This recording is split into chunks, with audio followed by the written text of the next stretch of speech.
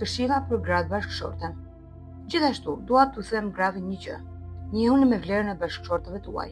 E kam thënë këtë më parë, ata janë ndër njerëzit më të mirë të vendit tonë sot. Nuk po them që janë më të mirët, por ata janë pjesa e më të mirëve. Ju duhet të njihni vlerën e këtyre burrave, këtyre veprave dhe mundimeve. Duhet të kuptoni që ai heq pluhurin e poshtërimit dhe heq pluhurin e nënshtrimit nga fytyra e një populli. Është ekzistenca e njerëzve të tillë në këtë vend.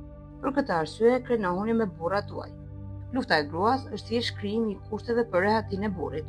Kur burri kthehet në shtëpi i lodhur dhe i shqetësuar, shpeshherë me humor të keq, kjo sjellje e keqe, lodhja dhe mërzitësia që vijnë nga midisi i punës, shpërfaqen brenda shtëpisë. Në këtë rast, nëse gruaja do të luftonte, lufta e saj do të ishte të përballonte këtë vuajtje dhe të duronte si një afrim te Zoti. Ky është mirë trajtimi. Çdo njeri, qoftë burr apo grua, nëse bie në grackën e kërkesës për luks dhe për sosmëri, do të dobësoj gradualisht ndjenjat e tij të larta dhe do të shuhen ato. Jeta juaj bashkëshortore nuk është vetëm një jetë bashkëshortore e thjeshtë, por gjithashtu një fushë shërbimi.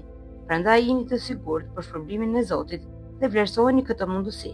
O gra besimtare, mos rrini pas luksit dhe kërkesave të shfrenuara.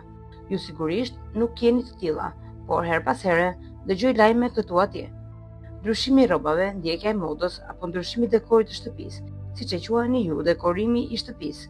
Në këtë rast dhe ngarkimi i burrit me përgjegjësi për të siguruar shpenzime, nuk është arsye për të krenuar.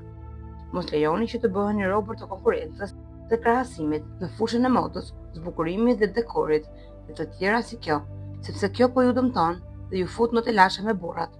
Me këtë veprim, nuk do të arrini lavdinë e Zotit, përkundrazi, do të largoheni. Gratë nuk duhet i kushtojnë rëndësi veshjes, zbukurimit, arit dhe bizhuterive, në mënyrë që të largohen nga këto gjëra dhe nëse dëshiron Zoti, orientimi të jetë më së shumti ndaj bukurisë së vërtetë, shpirtërore, sesa nga bukuria e jashtme.